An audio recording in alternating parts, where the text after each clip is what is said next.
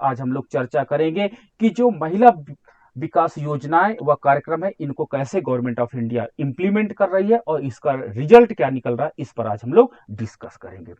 तो आपको आप जानते हो कि जो हमारे यहाँ सबसे ज्यादा भारत में सेंसिटिव मुद्दा हो जाता है वो महिलाओं की सुरक्षा, जो बालकों का प्रॉपर विकास, क्योंकि आज भी भारत में जो बालक होते हैं वो अल्प पोषण का शिकार हैं और अल्प पोषण का शिकार होने के परिणाम स्वरूप कहीं ना कहीं ये कुपोषण की प्रॉब्लम आ जाता है। ठीक है, तो जो हमारे पास जो ये माल न्यूट्रिशन की प्रॉब्लम होती है आज भी बच्चों में बहुत अधिक देखने को मिल रही है, क्योंकि एक प्रॉपर फूड की प्रॉब्लम आ रही है और इसके लिए गवर्नमेंट ऑफ इंडिया ने कई प्रोग्राम चालू किए। जैसे आपके पास बालकों के पोषण के विकास स्तर को सुधारने के लिए मिड डे मील योजना आप देखते होंगे स्कूलों में चालू की गई है और प्रारंभिक स्टेज पे आंगनबाड़ी योजना चालू की गई है जो बालक के विकास से संबंधित है, ताकि उसको बचपन से ही न्यूट्रिशनल वैल्यू को किया जाए। लेकिन एक शब्द आता अल्प पोषण के साथ पर पोषण शब्द का प्रयोग किया जाता है। पर पोषण शब्द आईएएस का एक वर्ड बना था, इस पर टिप्पणी लिखो, ये लास्ट में हम आपसे डिस्कस करेंगे व्हाट इज पर पोषण। ओवर न्यूट्रिशन प्रॉब्लम क्या होती है, ये प्रॉब्लम क्या होती है, डेवलप्ड कंट्री में ये प्रॉब्लम ज्यादा होती है पर पोषण की, और अल्प विकसित देशों में जो समस्या होती है अल्प पोषण की, माल न्यूट्रिशन की प्रॉब्लम होती है। तो जो हमारे पास आज महिलाएं हैं, महिला हिंसा की लगातार संख्या बढ़ती जा रही है। तो इस प्रकार यदि किसी देश का इकोनॉमिक डेवलपमेंट को मेजरमेंट करना है तो वहां पर महिला तथा बच्चों के विकास का इंडेक्स जरूर इंक्लूड करना इंपॉर्टेंट हो जाता है। तो इस प्रकार जो हमारे पास महिला तथा बच्चों को आर्थिक विकास की मुख्य धारा में इनके इंडिकेटर को ऐड करना बहुत अधिक इंपॉर्टेंट होगा। इनके समग्र विकास की धारा बहती है। 30 जनवरी 2006 को महिलाओं और बच्चों के मामलों में शासन की गतिविधियों की कमी को पूरा करने के लिए अंतर मंत्रालयीय व अंतर क्षेत्रीय समग्रता को संवर्धित करने की दृष्टि से एक अलग से विभाग ही ओपन किया गया और उस विभाग का नाम था महिला एवं बाल विकास मंत्रालय।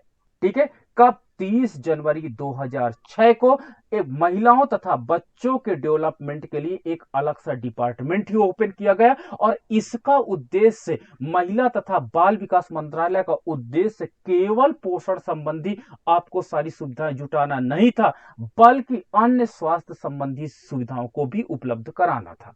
ठीक है, ताकि जो महिलाएं और बच्चों के अधिकारों पर हम लोग चिंताओं पर काम करना इस मंत्रालय का काम था और उसकी उत्तरजीविता, सुरक्षा, विकास और भागीदारी सुनिश्चित करना मंत्रालय के प्राथमिक कर्तव्य थे। तो यहां पर आपका एक पॉइंट इंपॉर्टेंट पॉइंट बन जाता है कि इसकी स्थापना कब हुई थी। वास्तव में महिलाओं और बालकों के विकास से संबंधित जो मंत्रालय आपका बना, महिला एवं बाल विकास मंत्रालय, इसका गठन कब हुआ और इसके प्राथमिक उद्देश्य या कर्तव्य कौन कौन से थे? तो उत्तरजीविता, अगर किसी के, जैसे अभी देखा होगा आपने कोविड-19 के अंतर्गत जितने भी क्या होते बच्चों के मम्मी पापा काफी लोग एक्सपायर हुए, तो उनके लिए सरकार ने वात्सल्य योजना को लाया। ठीक है, उसी के अलावा राज्य सरकार इनके लिए काफी अधिक हेल्प कर रही है। अगर आप कहीं मेंस देने जा रहे हो तो that is very important question हो जाता है, इस पर जरूर आप प्रिपरेशन करके जाइएगा। ठीक है, सुरक्षा, विकास और भागीदारी सुनिश्चित करना मंत्रालय के प्राथमिक कर्तव्य है और इसके अंतर्गत ये लोग अपने कर्तव्य को निर्वहन प्रॉपर करें, इसके लिए मंत्रालय बनाया गया।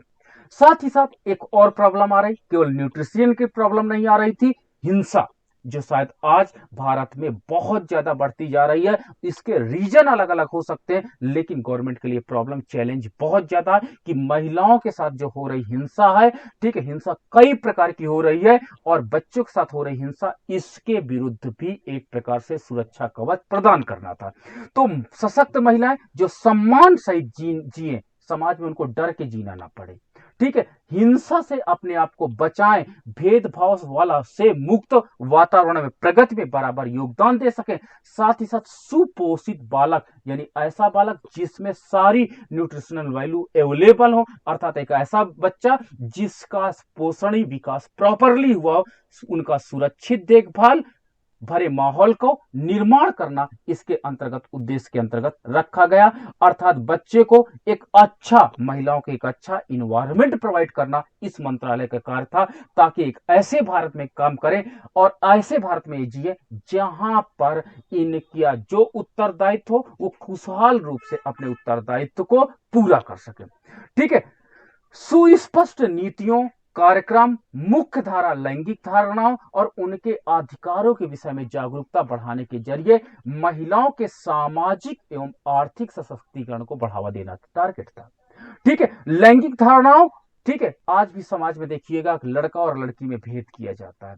ठीक है, इनके अधिकारों में, बॉयज को तो हम बोलते हैं कि आपके अधिकार क्या क्या है, लेकिन गर्ल्स अपने अधिकारों के विषय में आज भी चुप रहती है। ठीक है, तो वास्तव में क्योंकि इनका अधिकार प्रॉपरली नहीं मिल पाता है, इसलिए हमको प्रॉब्लम आती है।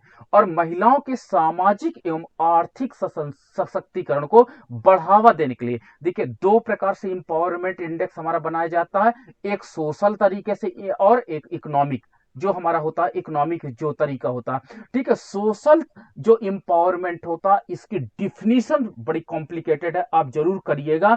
अगर महिला सामाजिक रूप से क्या होती है, सामाजिक व्यवहारों को, सामाजिक कार्यक्रमों में क्या होता है, स्वेच्छा से प्रतिभाग करती है, कोई उस पे, ये याद रखिए 2 प्रकार का होता है, एक सहमति होती है, एक दबाव होता है। अगर कोई सामाजिक सरोकार आप स्वेच्छा से कार्य करते हैं और आपके परिवार उस कार्यक्रम में प्रतिभाग करने के लिए स्वेच्छा से, अपनी इच्छा से आपको परमिशन देते हैं, तो शायद ये आपका सामाजिक सशक्तिकरण कहलाएगा और समाज में आप लोगों को एडवाइस दे सकते हो, समाज में लोगों की हेल्प कर सकते हो अपनी स्वेच्छा से, साथ ही साथ परिवार के सहमत से, तो हम कहेंगे सामाजिक सशक्तिकरण आपका है। दूसरा आपका होता है इकोनॉमिक सशक्तिकरण, इकोनॉमिक इंपावरमेंट। और इकोनॉमिक इंपावरमेंट में आज भी आप देखे होंगे कि महिलाओं को इकोनॉमिक डिसीजन लेने में काफी ज्यादा प्रॉब्लम आती है। ठीक, आज भी क्या होता है, महिलाएं जब भी, हम पहले तो देखते हैं अर्निंग एज में, अर्निंग ग्रुप में नहीं आती। दूसरा, जब एक्सपेंडिचर की बात आती है तो मुख्य मुखिया के मत्थे छोड़ देते कि मुख्य मुखिया जो आपका जो भी ले लेंगे डिसीजन उसके अनुसार हम करेंगे। लेकिन क्या महिलाएं कभी भी इकोनॉमिक डिसीजन नहीं ले पाएंगी? हमको एक ऐसे इन्वायरमेंट को डेवलपमेंट करना है कि ये महिलाएं समाज में अपनी भागीदारी सुनिश्चित करें और समाज के लिए अपने कर्तव्यों का निर्वहन करें, साथ ही साथ इकोनॉमिक डिसीजन को भी वो आसानी से ले सके और उसको, ऑपरेशन को अप्लाई कर सके। यही एक सामाजिक और आर्थिक सशक्तिकरण शायद होगा। तो हमें आज महिलाओं को सबसे पहले क्या होता है, आर्थिक सशक्तिकरण की दिशा में भारत बहुत तेजी से बढ़ रहा है। ठीक है, आर्थिक सशक्तिकरण भारत में बहुत तेजी से हो रहा है, लेकिन आज भी सामाजिक सशक्तिकरण जितनी उम्मीद थी वास्तव में उतनी उम्मीद नहीं है और सामाजिक सशक्तिकरण की आज भी समस्या आ रही है। आज भी समाज में क्या होता है, 2 नजरिए से देखा जाता है और महिला अगर कहीं आगे बढ़ती है तो समाज में आज भी काफी लोग हैं जो इस बात से विचलित होते हैं कि महिलाएं क्यों आगे बढ़ रही हैं।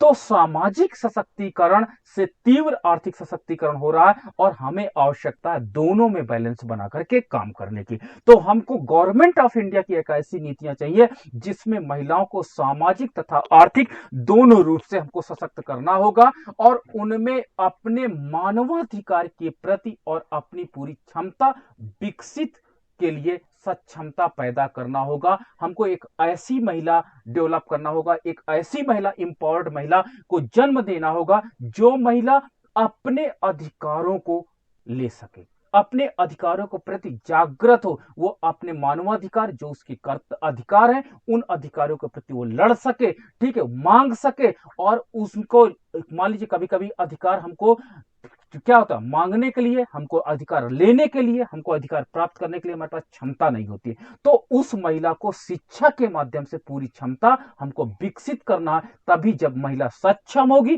तभी अपने अधिकारों के प्रति क्या होगी, सचेत होगी और अपने अधिकारों का प्रयोग कर पाएगी। इस हेतु हमको संस्थानिक और विधायी सहयोग उपलब्ध कराना। अब 2 पॉइंट फिर से आ गए आपके, 2 पॉइंट कौन कौन से आ गए, संस्थानिक, इंस्टीट्यूशनल आपको हेल्प किया जाएगा। ठीक है, महिलाओं को संस्थाओं के माध्यम से हेल्प किया जाएगा। आपने देखा होगा वुमेन आयोग बनाएगा। वुमेन आयोग क्या है, संस्थानिक। और विधिक सहयोग होता कानूनी एडवाइजरी अगर आपको लेना है। ठीक है, तो जो आपके पास ये जो आपका महिला आयोग है, ये दोनों की क्या होता है, दोनों के पार्ट को क्या करता है, बाखूबी रोल अदा करता है, संस्थानिक के रूप में और विधायी सहयोग के रूप में। तो हमको महिला बाल विकास मंत्रालय के जरिए उनके मानवाधिकार के संबंधित सारे अधिकारों को जागृत करने के लिए संस्थानिक तथा विधायी सहयोग उपलब्ध कराने के लिए एक इंफ्रास्ट्रक्चर, एक माहौल बनाना बहुत अधिक अनिवार्य हो गया। तभी हमारे देश में जो महिलाएं होंगी वो अपने सामाजिक तथा आर्थिक सशक्तिकरण इंप्रूव कर सकती हैं और मुख्य धारा में, समाज के तथा आर्थिक मुख्य धारा में आ पाएंगी। विभिन्न क्षेत्रों से संबंधित नीतियों एवं कार्यक्रमों के माध्यम से बालकों के विकास को, क्योंकि आज भी बच्चों में क्या होता है, आज भी भारत और इंडिया दो देश हैं। आज भी भारत में भारत एंड इंडिया दो देश हैं। एक गांव वाला है जिसमें गांव के लोग रहते हैं, हिंदी भाषा का प्रयोग करते हैं, अपने कल्चर में रहते हैं, और एक इंडिया होता है जो बहुत सुपरफास्ट तेजी से चलता है। तो आज भी भारत और इंडिया दो पार्ट में देश हमारा डिवाइड है। इसको हमको एक करना है और इसके लिए हमको बालकों के विकास को उन्नत करना होगा।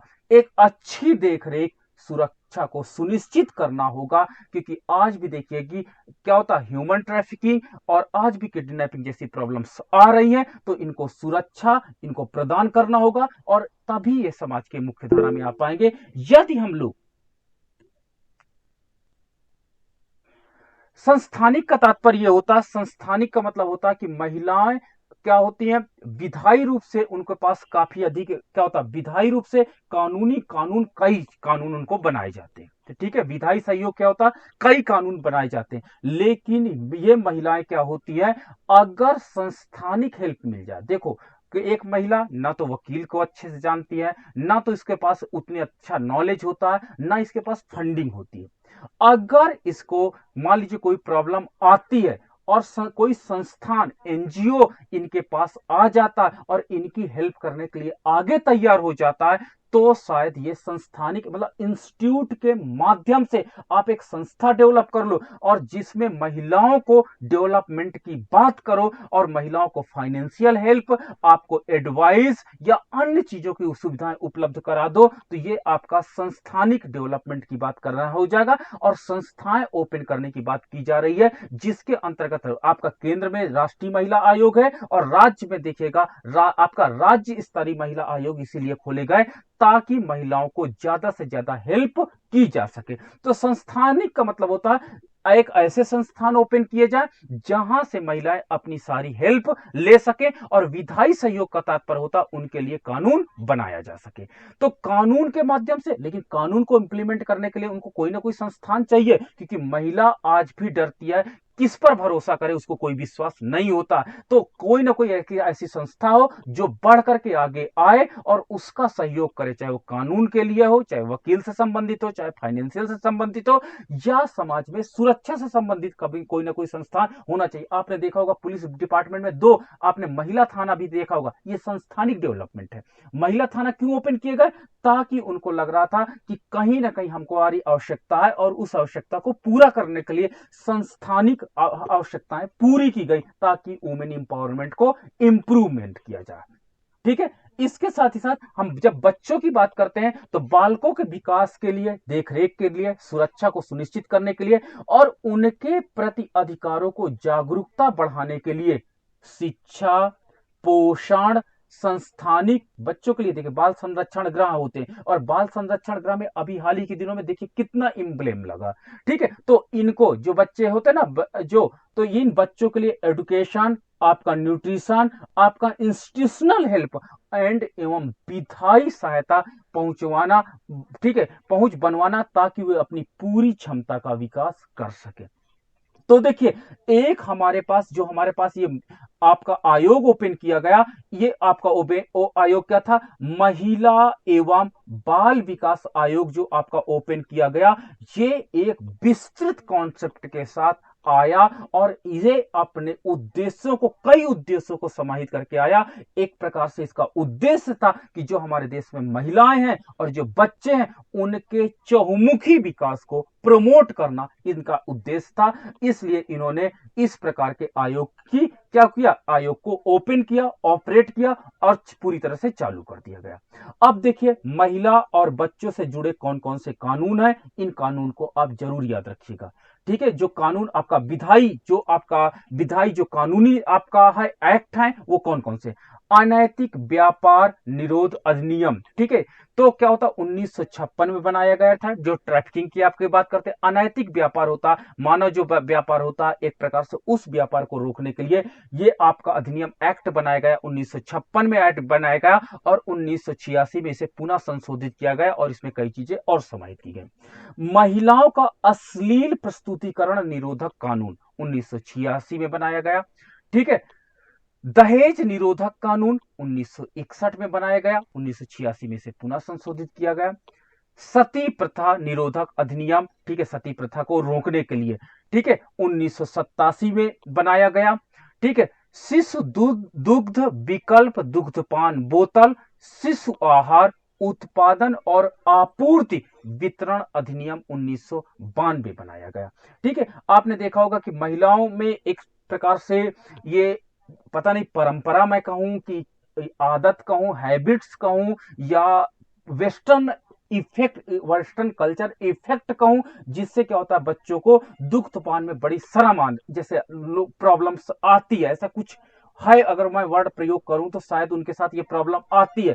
जबकि मंत्रालय हमारा बोलता है कि एक बच्चे के विकास के लिए 6 मंथ तक बच्चे को मां का ही दूध सबसे ज्यादा एप्रोप्रिएट होता, लेकिन फिर भी भारत में प्रॉब्लम आ रही है। तो इसलिए सरकार ने क्या किया, बच्चे के, एक छोटा बच्चा जो 6 मंथ का होगा उसके विकास के लिए, उसके पोषण के लिए शिशु दुग्ध विकल्प दुग्धपान बोतल, दूध पिलाने वाली बोतल, शिशु आहार जो कि बच्चे होते हैं बहुत छोटे होते हैं और इनको न्यूट्रिशनल वैल्यू वाला कोई फूड या सब्स्टिट्यूट फूड जो मां के दूध को सब्स्टिट्यूट कर सके, उस प्रकार का एक्ट बनाया गया। और ताकि इन बच्चों को जो पोषण के स्तर से जूझ रहे थे, कभी कभी बच्चे ऐसा भी होता है कि कभी कभी कोई विभीषिका में माँ बाप को खो देते, तब उनके लिए भी ये कार्यक्रम चालू किया गया ताकि बच्चे को उनका जो मौलिक अधिकार था, एक पोषण का अधिकार है, उसको प्राप्त किया जा सके। तो ये अधिनियम 1992 में चालू किया गया।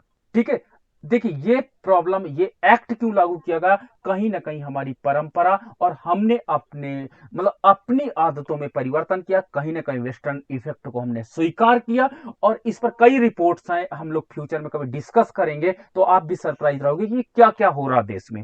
ठीक है, बाल विवाह निषेध अधिनियम 2006 में, अब देखिए इस एक्ट की जरूरत पड़ी जबकि भारत आज 2006 में काम कर रहा और ये आपके पास एक्ट को क्या किया गया, यहां पे इंप्लीमेंट किया गया, इसके पूर्व भी इंप्लीमेंट था लेकिन यहां पे संशोधन करके और लाया गया। तो कहीं ना कहीं आज भी हमारे पास एजुकेशन के साथ साथ हमारा जो एक प्रकार से रूढ़वादिता है जो समाज में आज भी विद्यमान है। राष्ट्रीय महिला आयोग अधिनियम 1990, घरेलू हिंसा से महिलाओं की सुरक्षा अधिनियम 2005, बाल अधिकार संरक्षण आयोग अधिनियम 2005 और 10th आपका बाल न्याय सुरक्षा संरक्षण अधिनियम 2005। ये कहीं ना कहीं हमारा आपसी संबंध खराब हो गए, तब बच्चों को भी न्याय लेने की आवश्यकता पड़ गई है अपने ही परिवार से। हम ये नहीं कर रहे माँ बाप से, लेकिन अपने परिवार से सुरक्षा और संरक्षण का एक्ट भी गवर्नमेंट को बनाना पड़ा। कहीं ना कहीं ये प्रॉब्लम आ रही थी कि बच्चों को उनके परिवार के लोगों द्वारा ही कहीं ना कहीं सुरक्षा और संरक्षण में प्रॉब्लम आ रही थी, जिसके लिए उन्होंने अपील की। तो इतने देखिए आपके पास, मैं फिर से इनको जस्ट रिवाइज कर देता हूं। ये 10 आपके एक्ट्स हैं जो महिलाओं तथा बच्चों से जुड़े जो विधिक कानून है, जो इनको वास्तव में एक प्रकार से सहायता, सुरक्षा तथा सहायता उपलब्ध करते हैं और इनको समाज में क्या होते हैं, मुख्य धारा में लाने में हेल्प करते हैं। इतने एक्ट हमारे पास लागू हैं।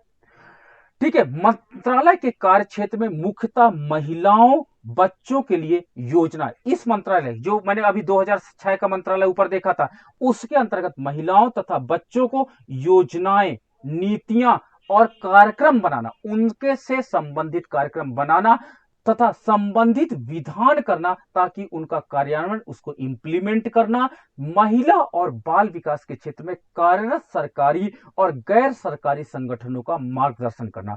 ठीक है, अब आप यहां पर एक पॉइंट नोट करिएगा, गवर्नमेंट ऑफ इंडिया यहां पे काम कर रही है, स्टेट गवर्नमेंट आपका काम कर रही है, यानी फॉर्मल सेक्टर तो आपका काम कर रहा है, लेकिन इसमें कई एनजीओज हैं और ये इन एनजीओज ने काफी महत्वपूर्ण भूमिका निभाई है महिला तथा बाल विकास संरक्षण के लिए। यहां तक कि कई एनजीओ हैं जो महिलाओं को इनके अधिकार को दिलाने के लिए सारा कर्तव्य निर्वहन करते हैं। यहां तक कि आपका कानूनी, आपका जो खर्च आता है, जो अदर खर्च आते हैं, प्लस उनको संरक्षण देना, उनका पालन पोषण करना, उनको बेसिक फूड ग्रेन प्रोवाइड करना। तो एनजीओ ने एक महती भूमिका निभाई है इन द रेस्पेक्ट ऑफ क्या होता है, वुमेन्स एंड चाइल्ड डेवलपमेंट के क्षेत्र में। तो ऐसा आप मत कभी समझ लीजिए कि गवर्नमेंट ऑफ इंडिया ही काम कर रही। गवर्नमेंट ऑफ इंडिया विधान बनाती है, विधान एक्ट बनाती है, कानून बनाती है, और एनजीओ को भी बहुत अधिक क्या होती है, मॉनिटरिंग करती है कि महिला एवं बाल विकास में जो भी आपको विधिक सहायता है, गवर्नमेंट का जो भी रोल है, आप हमसे लीजिए और हम आपको हेल्प करेंगे। तो इस प्रकार इस क्षेत्र में कार्यरत सरकारी और गैर सरकारी दोनों सेक्टर बहुत इंपॉर्टेंट रोल अदा कर रहे हैं ताकि हमको महिलाओं और बच्चों को मुख्यधारा में हम लोग ला सके। मंत्रालय की योजनाएं और कार्यक्रम अन्य विकासात्मक कार्यक्रमों में सहायक भूमिका निकालती है। अगर महिलाओं तथा पहले देखो, दो तरीके से विकास हो सकता, एक तो महिला के साथ जो बैड पॉइंट्स हैं, बैड पॉइंट का मतलब होता है जो उसके साथ बैड घटनाएं हो उनको आप समाप्त कर दो। दूसरा, उनके विकास के लिए रोजगार, या यहां पर रोजगार या अन्य क्षेत्रों में हेल्प कर दो, रोजगार में, आवास में।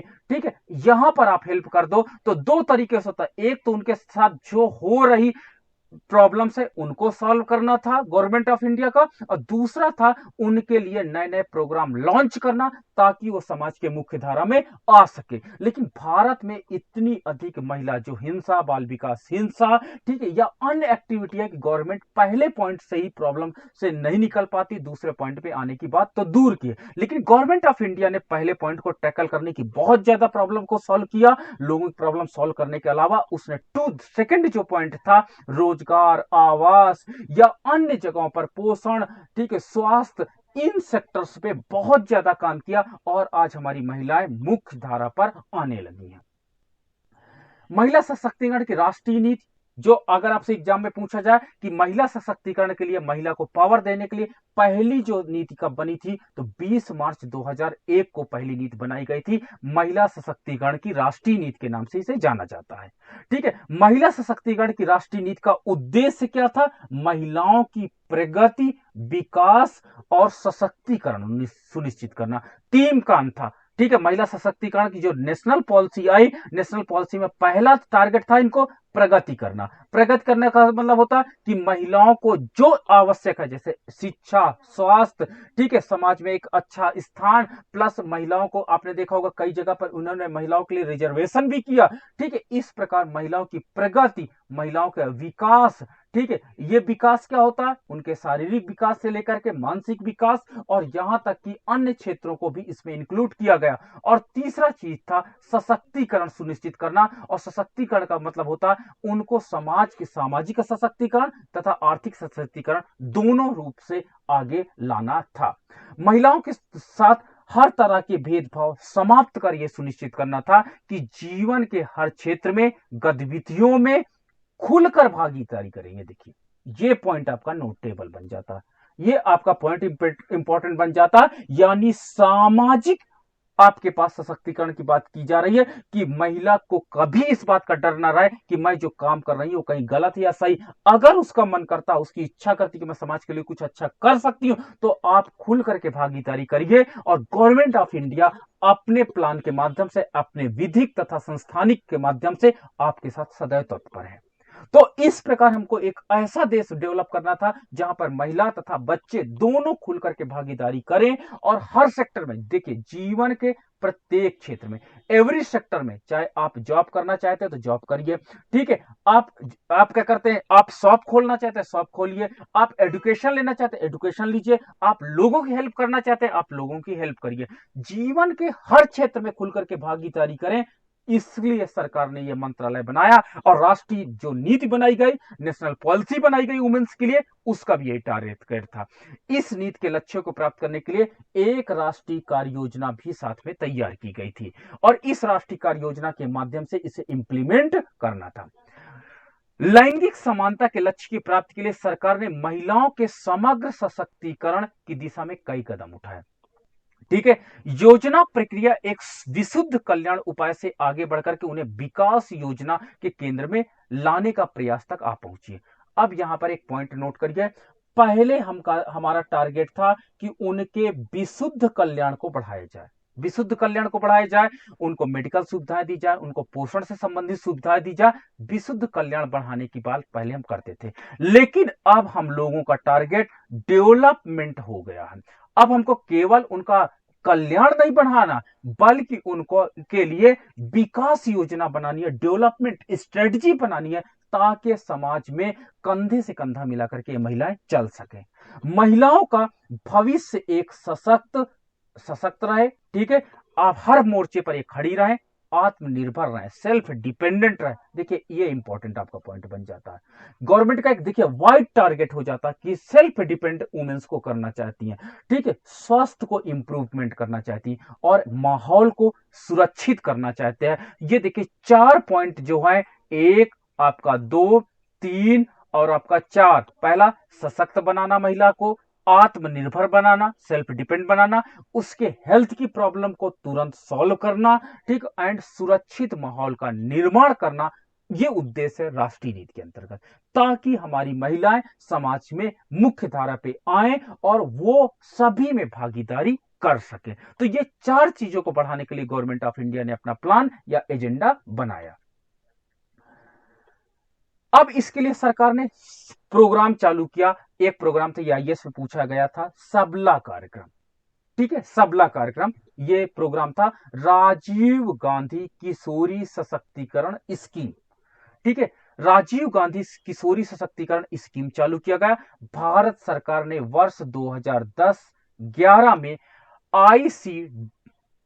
ICDS integrated child development scheme, नाम नोट करिएगा, इंटीग्रेटेड चाइल्ड डेवलपमेंट स्कीम। यानी इस इंटीग्रेटेड का मतलब क्या था, समन्वित। समन्वित का मतलब होता है हर प्रकार से विकास करना। और देखिएगा जो आज आपकी आंगनबाड़ी चल रही है वो आईसीडीएस के माध्यम से ही चल रही है। तो इसके प्लेटफॉर्म का इस्तेमाल करके, तो इसी प्लेटफॉर्म का, आईसीडीएस प्लेटफॉर्म का इस्तेमाल करते हुए 200 जिलों में प्रायोगिक आधार पर यह नई स्कीम लागू की गई थी। कौन सी? सबला स्कीम। ठीक है, एग्जाम में पूछा गया था सबला स्कीम क्या है, ये किससे स्पॉन्सर्ड है। ठीक है, आपको किसके द्वारा चलाई जाती? आईसीएसडी इंटीग्रेटेड चाइल्ड डेवलपमेंट स्कीम के माध्यम से इसे चालू किया जाता है। ये राज्य सरकारों, संघ प्रदेश के माध्यम से, यानी स्टेट गवर्नमेंट और सेंट्रल गवर्नमेंट के द्वारा 100% केंद्रीय, इसका जो फाइनेंस होगा वो 100% केंद्र सरकार देगी। राज्य सरकार इसका फाइनेंस नहीं देगी, चलाई जाएगी राज्य सरकार के हेल्प से, लेकिन इसकी जो फाइनेंसिंग है वो 100% फाइनेंसिंग कौन करेगा? सेंट्रल गवर्नमेंट करेगा। इसके अंतर्गत पूरक पोषण को छोड़ करके, पूरक पोषण कौन करता है? आंगनबाड़ी का काम है। तो इसके अंतर्गत फिर क्या किया जाएगा? अन्य सभी घटकों के लिए केंद्र सरकार वित्त पोषण करेगी। यानी पोषण का जो उत्तरदायित्व है, पोषण के लिए जो फाइनेंसिंग का काम है वो कौन करेगी? राज्य सरकार करेगी। लेकिन केंद्र सरकार पूरक पोषण को छोड़ करके अन्य सारी फाइनेंसिंग केंद्र सरकार करेगी और पूरक पोषण की लागत में राज्य संघ प्रदेश के साथ 50% आधार पर भागीदारी करेगी। अगर आप पूरक पोषण देते हो अपने यहां बच्चों को, महिलाओं को, तो केंद्र सरकार ने कहा कि ठीक है 50% आप दे देना, 50% हम फाइनेंस कर देंगे। लेकिन पूरक पोषण के अलावा जो भी कार्यक्रम चालू किए जाएंगे उनको 100% कौन स्पॉन्सर करेगा? केंद्र सरकार स्पॉन्सर करेगा। ये सारे नोटेबल पॉइंट बन जाते हैं, एग्जाम में आपके पास आते हैं कि सबला कार्यक्रम कौन चलाता है, ये कब से चला। पहला प्रश्न बनता है ये कब से चला। ठीक है, तो पहला प्रश्न आपका बनेगा ये कब से चला। तो पहला ये आपका पॉइंट हो जाता है कि 2010-11 से चला। कौन सा? सबला। दूसरा, कौन चलाता है, ये दूसरा क्वेश्चन बहुत इंपॉर्टेंट हो जाता है। आईसीएसडी ये कौन चलाता है? ICSD चलाता है। कितने जिलों में प्रायोगिक तौर पर चलाया गया? प्रायोगिक तौर पर ये 200 जिलों में चलाया गया, पहली बार चलाया गया, फर्स्ट टाइम चलाया गया, ताकि इसका प्रयोग किया जाए। ठीक है, इसमें क्या होता है कि अगला आपका ये तीसरा क्वेश्चन बन जाता है। चौथा क्वेश्चन बन जाता कि केंद्र सरकार किस योजना के लिए 100% का अनुदान प्रदान करती है? तो आपके पास ऑप्शन आना चाहिए पूरक पोषण को छोड़ करके जो भी आपका पास आएगा महिला विकास से संबंधित कार्यक्रम, चाहे वो हेल्थ हो, चाहे सैनिटाइजेशन हो, चाहे उनके मेडिकल फैसिलिटी हो, सारी की सारी चीजें कौन करेगा? वो केंद्र सरकार 100% करेगा। और पूरक पोषण में भी ये चौथा आपका पॉइंट बन जाता 50-50% का योगदान देगा। कौन? केंद्र सरकार 50-50% का योगदान देगा। क्लियर है पॉइंट? तो इस प्रकार देखिए यहां से बहुत ज्यादा क्वेश्चन, तभी मैंने बोला ये आईएएस में क्वेश्चन आया था, और इतने पॉइंट्स होते ना, 3-4 पॉइंट्स दे करके निकले थे। ठीक है, इसके अंतर्गत 11 से 18 वर्ष की और 14 से 18 वर्ष की स्कूली लड़कियों को पोषक आहार उपलब्ध कराने का लक्ष्य रखा गया था। ये एज ग्रुप जरूर नोट कर लीजिएगा। 11 से 18 वर्ष की जो लड़कियां होती है, इसमें हार्मोनल चेंज सबसे ज्यादा होते हैं, और हार्मोनल चेंज सबसे ज्यादा होने के कारण क्या होता है कि दो क्लस्टर बनाए गए, एक 11 से 18 और दूसरा 14 से 18। दोनों की डिमांड्स अलग अलग होती है लड़कियों की, और इनको सैनिटाइजेशन एंड हेल्थ से संबंधित सारी की सारी जिम्मेदारी सरकार ने लिया, ताकि महिलाओं पे हेल्थ संबंधी कोई प्रॉब्लम ना आने पाए। ठीक है, इसके अतिरिक्त किशोरियों का, क्योंकि ये आपका टीनेजर होता है, यहां पर आपका हार्मोनल चेंज ज्यादा होते हैं, पोषण की आवश्यकता बहुत अधिक होती है। किशोरियों का पोषण, स्वास्थ्य, परिवार कल्याण, प्रजनन और यौन स्वास्थ्य, बच्चों के देखरेख और जीवन कौशल के विषय में शिक्षित भी किया जाएगा। ठीक है, नॉट केवल आपके पास केवल मॉनेटरी हेल्प या कोई कार्यक्रम के इस कार्यक्रम के अंतर्गत केवल मौद्रिक सहायता आपको नहीं दी जाएगी, बल्कि इसके अंतर्गत आपको अवेयरनेस, आपको जागरूक भी किया जाएगा, आपको इसकी शिक्षा भी प्रदान की जाएगी। तो इसके माध्यम से आपको जागरूक किया जाएगा, ताकि आप खुल करके आप अपनी प्रॉब्लम्स को बता सके, और उसको सरकार क्या करे? उस प्रॉब्लम को सॉल्व करने के लिए हेल्प कर सके। तो इस प्रकार आपके पास कौन कौन से पॉइंट हैं? किशोरियों का पोषण, स्वास्थ्य, परिवार कल्याण, प्रजनन, यौन स्वास्थ्य, बच्चों का देखरेख, जीवन कौशल और में शिक्षित किया जाएगा। ठीक है, एजुकेशन प्रोवाइड करना इसका था। इसके द्वारा स्वयं अधिक, ठीक है, स्वस्थ, आत्मविश्वासपूर्ण और सही मायनों में सशक्त महिलाएं तभी डेवलप हो पाएंगी, अगर इन सारी चीजों की जानकारी उनको प्रॉपर हो सकती है, जो अपनी इच्छा अनुसार निर्णय ले सकती है। डिसीजन मेकिंग क्या है? सशक्तिकरण है। एक महिला डिसीजन तो ले सकती है कि मैं पैसा कहां खर्च करूं, मैं अपने बच्चों को स्कूलिंग कहां कराऊं, कम से कम अपने परिवार में अपने डिसीजन को तो सुना सके, और लोग उस पर सहमत हों, विचार करें, वो अलग बात है। लेकिन डिसीजन मेकिंग का मतलब यह होता कि समाज जब भी परिवार बैठे तो उनके डिसीजन को महत्व प्रदान करें। यही वास्तव में सशक्तिकरण का मायने। ये नहीं हो आप ये कभी मत इसका मतलब समझ जाइए कि अपनी बात को मनवा लेना सशक्तिकरण, ये कभी आप इसका मतलब मत निकालिए, इसका लोग गलत इंटरप्रिटेशन करते हैं। सशक्तिकरण का मतलब होता आप अपने तर्कों के माध्यम से अपना डिसीजन मेकिंग, अपना डिसीजन आप सुनाते हो, और उसके पीछे एक अच्छा तर्क होता जो परिवार के डेवलपमेंट का, समाज के डेवलपमेंट का, उसमें लॉजिक छुपा होता, वो डिसीजन मेकिंग होता। ये नहीं होता कि जीत करके आप कोई भी काम करा लो, वो डिसीजन मेकिंग नहीं कहलाएगा। तो इसके अंतर्गत आने वाली बच्चियों की बेहतर देखभाल कर पाएंगी। राज्य संघ प्रदेशों द्वारा किए गए सर्वेक्षण के अनुसार देश में लगभग 1 करोड़ किशोरी सबला स्कीम के लाभ के लिए आहार्य पाई गई हैं, और इसका प्रयोग कर रही हैं। इस स्कीम को जरूर आप लोग देखिएगा, केयरफुली देखिएगा, ये स्कीम बहुत इंपॉर्टेंट आपको हो जाती है। चलिए दूसरी स्कीम पे हम लोग डिस्कस करते हैं, इंदिरा गांधी मातृत्व सहयोग योजना। ये सेकंड आपकी स्कीम हो जाती है। ये सेकंड स्कीम हो जाती है प्रसूता, ठीक है, एवं दुग्ध पान कराने वाली जो महिला है, प्रसूता एवं दुग्ध पान कराने वाली माताओं के लिए 2010-11 में प्रायोगिक, देखिए आप देखिएगा प्रायोगिक आधार पर ही लागू किया जा रहा है। प्रायोगिक आधार का मतलब होता है पहली बार प्रयोग करते हैं, अगर इससे वुमेन्स का, आपका बच्चे का हेल्थ या वुमेन में ऐसा लगता है कि इंपावरमेंट हो रहा है, तो इसे पूरे देश के लिए इंप्लीमेंट किया जाता है। जैसे मनरेगा था, मनरेगा पहली बार प्रायोगिक तौर पर ही लागू किया गया, फिर बाद में इसे पूरे देश में नेशनल लेवल पे इंप्लीमेंट किया जाता है। तो याद रखना, कोई भी प्रोग्राम पहले प्रायोगिक तौर पे लगाया जाता था। तो प्रायोगिक तौर पे ये जो इंदिरा गांधी मातृत्व सहयोग योजना थी, ये 52 जिलों में ये स्कीम, नई स्कीम शुरू की गई, और इसके अंतर्गत 19 वर्ष से अधिक आयु की गर्भवती महिलाओं तथा उनके पहले 2 जीवित बच्चों के लिए 6 माह की आयु तक 3 किस्तों में 4,000 रुपए की सहायता दी जाएगी। ठीक है, ये पॉइंट आपका नोटेबल बन जाएगा। आपका पॉइंट क्या नोटेबल बन जाएगा आपका, यहां से आपका पॉइंट, इसके अंतर्गत 19 वर्ष, अब देखिए 19 वर्ष से पहला वाला आपका कौन था, सबला योजना। सबला इसके पहले आपने डिस्कस किया। सबला योजना के अंतर्गत 19 वर्ष से जो होती है, क्योंकि भारत में जो लड़कियों की वो मैरिज एज है वो 18 है, तो 18 के पूर्व को टीनेजर मानते थे और टीनेजर वाला सारा इंप्लीमेंट करते थे। लेकिन 18 के बाद जो आपका होता है वो गर्भवती महिलाओं के लिए उन्होंने कार्यक्रम चालू किया गवर्नमेंट ऑफ इंडिया ने, और उनके पहले 2 जीवित बच्चों, ऐसे नहीं कि सारे बच्चों के लिए, ठीक है, पहले 2 जीवित बच्चों के 6 माह की आयु तक, जब तक उनके बच्चे 6 मंथ नहीं हो जाते, 4,000 रुपए की सहायता दी जाती है। अब यह सहायता क्यों दी जाती है, पहली चीज, ठीक है, महिला पता नहीं किस परिवेश में हो, ठीक है, महिला किस परिवेश में हो, वी डिड नॉट नो, हमें नहीं पता हो किस है, तो उसको इकोनॉमिक हेल्प, आर्थिक सशक्तिकरण हम लोग देते हैं, आर्थिक सशक्तिकरण देते हैं।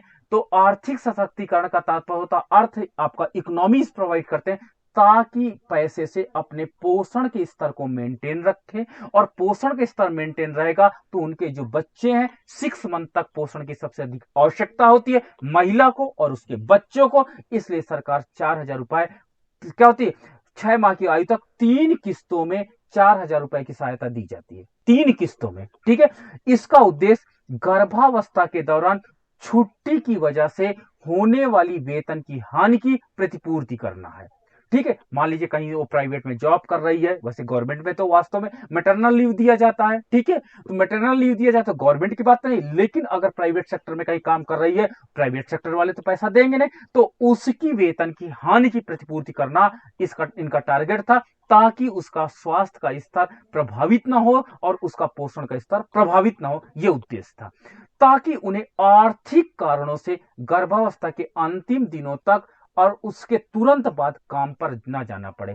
अब आप खुद लोग समझ सकते हो कि अगर महिला प्रेगनेंसी के जस्ट पहले या जस्ट बाद अगर काम पे जाएगी तो उसकी कंडीशन क्या हो जाएगी। तो इसलिए गवर्नमेंट उनको रोकने के लिए, क्योंकि लोग क्या होता है, गरीबी के कारण लोग तुरंत चल देते हैं प्रसव अवस्था के बाद, जिससे एक बड़ी बीमारी हो सकती है और बड़ी दुर्घटना भी हो सकती है। इसलिए सरकार ने इस चीज को रोकने के लिए इंदिरा गांधी मातृत्व सहयोग योजना, इसीलिए देखिए इसमें नाम में क्या जोड़ दिया गया, मातृत्व सहयोग योजना, और ये 19 वर्ष से ऊपर की ओर इंप्लीमेंट होने लगा।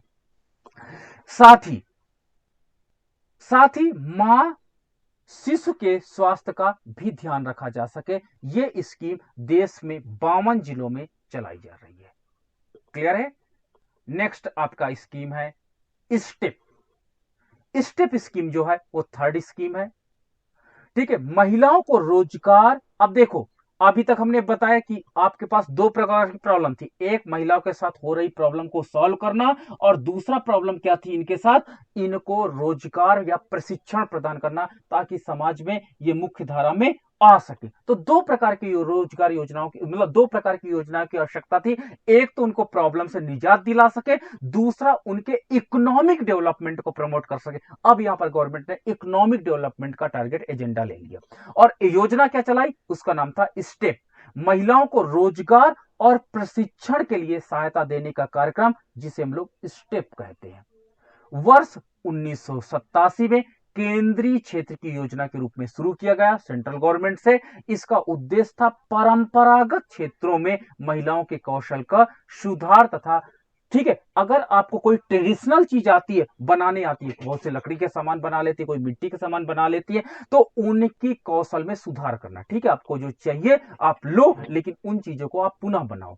रोजगार उपलब्ध करा के महिलाओं की स्थिति में महत्वपूर्ण सुधार करना इस स्टेप कार्यक्रम का उद्देश्य था।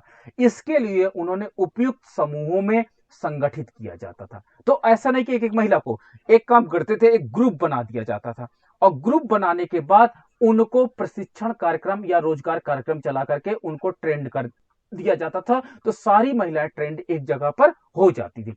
विपणन संबंधी संपर्क कायम करने के लिए व्यवस्थित किया जाता था, क्योंकि मार्केटिंग करना इंपॉर्टेंट पार्ट हो जाता है। ठीक है, और इसके अंतर्गत क्या होता है कि विपणन संबंधी जो संपर्क कायम करने के लिए व्यवस्थित किया जाता था, सेवाओं में मदद दी जाती थी और ऋण भी उपलब्ध कराया जाता था कि अगर कोई आप परंपरागत उद्योग को चालू करना चाहते हो तो उसके लिए आप लोन भी ले सकते हो। इस योजना में रोजगार के 10 परंपरागत क्षेत्रों को शामिल किया गया। ये एग्जाम में पूछा गया था एक बार, ये आपका इंपॉर्टेंट कि स्टेप के अंतर्गत कितने परंपरागत क्षेत्रों को शामिल किया गया है।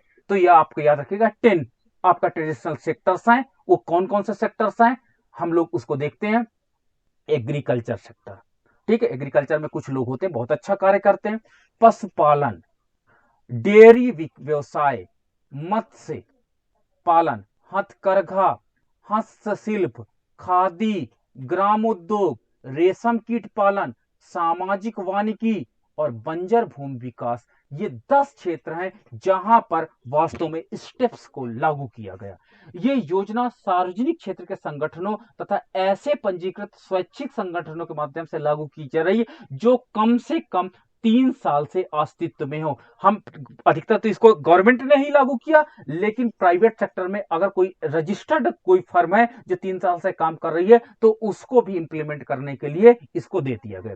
इस परियोजना के लागत का 90% भाग भारत सरकार देती थी। यानी इसका डिवाइडेशन क्या था, 90:10 था। 90% सेंट्रल गवर्नमेंट और 10% जो था वो स्टेट गवर्नमेंट क्या करती थी, इस पे खर्च करती थी। ठीक है, इसमें प्रत्येक लाभार्थी पर 16,000 रुपए तक खर्च किए जाते थे। जो ट्रेनिंग होती थी या अन्य चीजें होती थी तो 16,000 रुपए तक सरकार खर्च कर लेती थी ताकि उस महिला का स्किल डेवलपमेंट हो सके। और जबकि प्रति परियोजना में 200 से 10,000 लाभार्थी शामिल हो सकते थे। मिनिमम 200 एंड 10,000 लाभार्थी एक साथ ट्रेनिंग प्राप्त कर सकते थे। इस परियोजना की गतिविधियों की अवधि 2 साल से लेकर के 5 साल तक होती थी और इसके बाद गवर्नमेंट उनको छोड़ देती थी कि ठीक है अब आप अपना व्यवसाय स्वयं प्रारंभ करो। और वो महिलाएं क्या करती थी, आर्थिक रूप से सशक्त हो जाती थी। आर्थिक सशक्तिकरण का एक अच्छा कदम था उनको रोजगार तथा प्रशिक्षण, ठीक है, एम्प्लॉयमेंट एंड ट्रेनिंग से संबंधित सुविधाओं को प्रदान कर देना। ठीक है, अब एक था मध्य गंगे क्षेत्र। गंगा क्षेत्र आप जानते ही हो, जो गंगा बेल्ट है। महिला सशक्तिकरण एवं आजीविका के लिए जो महिला सशक्तिकरण एवं आजीविका के लिए कार्यक्रम चलाया गया, ये था IFAD की सहायता से प्रायोगिक परियोजना उत्तर प्रदेश के 4 जिलों। अब ये IFAD आपको होमवर्क दे रहा है, आप ढूंढिए IFAD, ये आप ढूंढोगे। ठीक है, आपको नाम देख करके याद आ रहा होगा, काफी ये आपका हेल्पफुल है, लेकिन ये आपको मैं होमवर्क दे रहा हूं कि कुछ आप सर्च करोगे। ठीक है, उत्तर प्रदेश के 4 जिलों में इसे लागू किया गया। श्रावस्ती, बहराइच, रायबरेली और सुल्तानपुर तथा बिहार के 2 जिलों में मधुबनी और सीतामढ़ी में के 13 ब्लॉकों में चलाई जा रही है। ठीक है, इसका उद्देश्य क्या था, सहायता समूहों के गठन के माध्यम से परियोजना क्षेत्र के कमजोर वर्ग, जो वीकर सोसाइटी, जो वीकर सेक्शन है, जो इकोनॉमिक वीकर सेक्शन है सोसाइटी, महिलाओं को और किशोरियों को आर्थिक और सामाजिक सशक्तिकरण प्रदान करना था। ठीक है, उनके लिए जीविका के लिए कार्यक्रम करना था, जीविका प्रदान करना था। ठीक है, और साथ ही साथ महिला सशक्तिकरण के अंतर्गत उनको सामाजिक सशक्तिकरण की बात भी की गई। 2016-17 में समाप्त हो रही परियोजना अवधि में 1 लाख परिवारों को 72,000 स्वयं सहायता समूहों के माध्यम में गठित करने का लक्ष्य इसके अंतर्गत रखा गया था। ठीक है, हालांकि परियोजना आजीविका सुधार को दृष्टि में रखकर तैयार की गई थी ताकि उनके बेसिक जो फूड नीड्स है उसको पूरा किया जा सके, मगर लाभार्थी अंततः अपनी राजनीतिक, कानूनी और स्वास्थ्य संबंधी समस्याओं से निपटने में भी सक्षम होंगे। टारगेट था आजीविका सुधार ना, लेकिन ये तीन इसके अंतर्गत एजेंडा को और शामिल किया गया और इसके अंतर्गत इस चीज को यानी राजनीतिक, कानूनी और स्वास्थ्य संबंधी समस्याओं को भी निपटाने का इसके अंतर्गत टारगेट रखा गया। अब अगला है आपके पास राष्ट्रीय कृषि ग्रामीण विकास बैंक, जो आपने देखा होगा नाबार्ड कहलाता है। नाबार्ड वास्तव में एग्रीकल्चर एंड रूरल डेवलपमेंट के लिए बहुत अच्छा बैंक था। 1982 में इसकी स्थापना की गई थी। इसका उद्देश्य था रूरल सेक्टर के डेवलपमेंट की किया जाए और एग्रीकल्चर तथा एग्रीकल्चर एलाइड सेक्टर को डेवलपमेंट करने का एजेंडा इसके अंतर्गत सम्मिलित किया गया। जब सरकार ने देखा था उस समय कार्यकाल में कि अर्थव्यवस्था में 1975 में आपने क्षेत्रीय ग्रामीण बैंकों का कॉन्सेप्ट आपने देखा होगा। क्षेत्रीय ग्रामीण बैंक भारत में रूरल सेक्टर डेवलपमेंट के लिए व एलाइड सेक्टर डेवलपमेंट के लिए उतना अच्छा रोल अदा नहीं कर पा रहे थे। रूरल सेक्टर डेवलपमेंट के लिए उतना अच्छा क्या होते थे, मतलब जितनी जरूरत फाइनेंस की थी या अदर चीजों की आवश्यकता थी उतना पूरित नहीं कर पा रहे थे। तब सरकार ने 1982 में एग्रीकल्चर सेक्टर एंड उससे संबंधित क्षेत्रों के विकास के लिए, ठीक है, नाबार्ड की स्थापना की गई थी। नेशनल, ठीक है, agriculture bank for, national bank for agriculture and rural development, कृषि तथा ग्रामीण विकास को समर्पित ये बैंक था। 1982 में इस बैंक को ओपन किया गया, खोला गया ताकि फाइनेंस की प्रॉब्लम जो एग्रीकल्चर सेक्टर में या एलाइड सेक्टर में फाइनेंस की प्रॉब्लम, उस फाइनेंस को इमीडिएटली टैकल किया जा सके, सॉल्व किया जा सके। क्योंकि जो आपके पास उस समय कॉमर्शियल बैंक थे such as SBI, such as PNB, जो भी आपके कॉमर्शियल बैंक थे, ये रूरल डेवलपमेंट और एग्रीकल्चर से दूर भाग रहे थे। तो सरकार ने सोचा कि एग्रीकल्चर एंड रूरल डेवलपमेंट तो भारत का मेन एजेंडा, डेवलपमेंट का एजेंडा, तो उसके डेवलपमेंट के लिए सरकार ने नाबार्ड की स्थापना की। और ये नाबार्ड देश में इसका उद्देश्य था रूरल सेक्टर और एग्रीकल्चर सेक्टर को डेवलपमेंट करना। ठीक है, ये नाबार्ड क्या था, अग्रणी एजेंसी थी। फील्ड स्तरीय काम फील्ड एनजीओ करेंगे, जबकि रिसोर्स एनजीओ इसके प्रभावी कार्यान्वयन हेतु तकनीकी सलाह देंगे। तो इसमें जो टेक्निकल एडवाइस था वो रिसोर्स कहते हैं एनजीओज होंगे। एनजीओज मैंने बताया था स्वयं सहायता समूह होंगे जो इसकी हेल्प करेंगे, सर्विस देंगे। पिछले वित्त वर्ष के दौरान फील्ड स्तर पर इसे शुरू करने की तैयारी की गई और ब्लॉकों का चयन किया गया। राष्ट्रीय और राज्य स्तर पर कार्यक्रम प्रबंधन ढांचे की स्थापना की गई और इसको लागू किया गया ताकि रूरल डेवलपमेंट का कार्य हो सके। इसके अंतर्गत प्रत्येक ब्लॉक में समुदाय सेवा केंद्र स्थापित किया जाए, महिलाओं को स्वयं सहायता समूहों के में एकत्रित किया जाए, ठीक है, प्रशिक्षण तथा अन्य क्षमताओं के निर्माण और उनकी गतिविधियों को जो रिलेटेड एक्टिविटी है उनको प्रमोट किया जाए। स्वयं सहायता समूहों, समुदाय सेवा केंद्रों, फील्ड स्तरीय परियोजना कार्यक्रमों के लिए दौरे आयोजित करना, इस आपका जो नाबार्ड का उद्देश्य था। इसके उप क्षेत्र अध्ययन थे, बैंकरों तथा अन्य हितधारियों को संवेदनशील इसके अंतर्गत बनाया गया कि आप इन सेक्टर्स के लिए भी काम करिए जो सेक्टर मुख्य फ्लो में नहीं है। अगला जो हमारे पास कार्यक्रम था स्वाधार, ठीक है, स्वाधार, ये दैट इज इंपॉर्टेंट, ये कार्यक्रम हो जाता है। ठीक है, कठिन परिस्थितियों, अब देखिए यहां पर एक समाज के मैं महिला को और भी बात करने जा रहा हूं जो मैंने प्रारंभ में किया था। कठिन परिस्थितियों में पड़ने वाली महिलाओं के लिए लाभ के लिए विभाग ने वर्ष 2001-2 में केंद्रीय क्षेत्र में एक नई योजना स्वाधार चालू की थी। मैंने क्या बोला था आपसे कि कभी कभी महिला कैदी होती है, किसी कारण उसको जेल हो जाती, अब ना तो उसका परिवार एक्सेप्ट करता है ना तो समाज एक्सेप्ट करता है, वो महिला कहां जाए। ठीक है, मान लीजिए उसको जेल हो गई, किसी कारण से हो गई, उसकी सजा तो उसको मिल गई, लेकिन अब समाज उसको कभी स्वीकार नहीं करता, परिवार स्वीकार नहीं करता।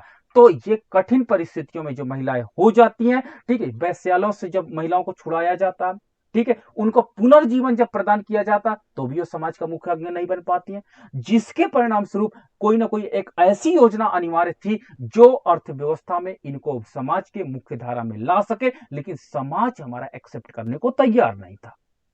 तब तो इनको काम की समस्या, आर्थिक जो आपका सशक्तिकरण प्रॉब्लम, सामाजिक सशक्तिकरण प्रॉब्लम सबसे ज्यादा इन्हीं महिलाओं को होती है। तो इनके पुनरुद्धार के लिए स्वधार कार्यक्रम चालू किया गया। ये योजना महिलाओं के लिए दीनहीन विधवा जिसके परिवार वालों ने उन्हें वृंदावन, काशी आदि धार्मिक स्थानों पर बेसहारा छोड़ दिया है। आपको कॉन्सेप्ट पता है कि पहले कोई भी महिला अगर विधवा हो जाती थी, अब तो काफी समाज परिवर्तित हो चुका है, तो उसको क्या करते थे, बनारस ले जाते थे, बनारस में उसका मुंडन कराते थे और चुपचाप छोड़ करके भाग आते थे। अब वो महिला कैसे अपना जीवन व्यतीत करे, ये डिपेंड करता था उसकी किस्मत पर। ठीक है, मथुरा, वृंदावन, काशी, यहां पर छोड़ करके लोग बेसहारा छोड़ करके चले जाते थे। और उस समय महिला इतनी अधिक इंपावर्ड भी नहीं थी कि वो अपना कुछ कर सके। जेल से रिहा किए गई महिला कैदी, ठीक है, जो महिला कैदी होती है जिसे परिवार का सहारा अब नहीं है, क्योंकि वो अब चाहती है, परिवार चाहता है कि अब उसके पास ना आए। प्राकृतिक आपदा का शिकार हुई महिलाएं जो बेघर हो गई हैं, उनके पास भी कोई सामाजिक या आर्थिक सहारा नहीं है। वैश्यालियों या अन्य स्थान से भागी या मुक्त कराई गई महिलाएं या बालिकाएं या यौन शोषण कोशिश को शिकार हुई महिलाएं या बालिकाएं जिनके परिवार वालों ने उन्हें वापस लेने से मना कर दिया। देखिए, ये समाज का एक चेहरा आप यहां पे देख लीजिएगा, लेने से मना कर दिया। जो किसी का अन्य कारण से वापस अपने परिवार में लौटना, खुद लड़की मना कर देती कि हम नहीं अब जाएंगे। ठीक है, आतंकवाद की शिकार महिलाएं जिन्हें परिवार का सहारा नहीं है, जिनके पास जीने के लिए आर्थिक अब जरिया नहीं है, मानसिक रूप से विक्षिप्त महिलाएं, ठीक है, जिनके परिवार या रिश्तेदार कोई मदद नहीं करते हैं। ठीक है, इनके लिए एक कार्यक्रम चालू किया गया स्वधार, और इस योजना के अंतर्गत उपलब्ध कराई गई योजना के अंतर्गत कौन कौन सी सेवाएं उपलब्ध कराई जाएंगी?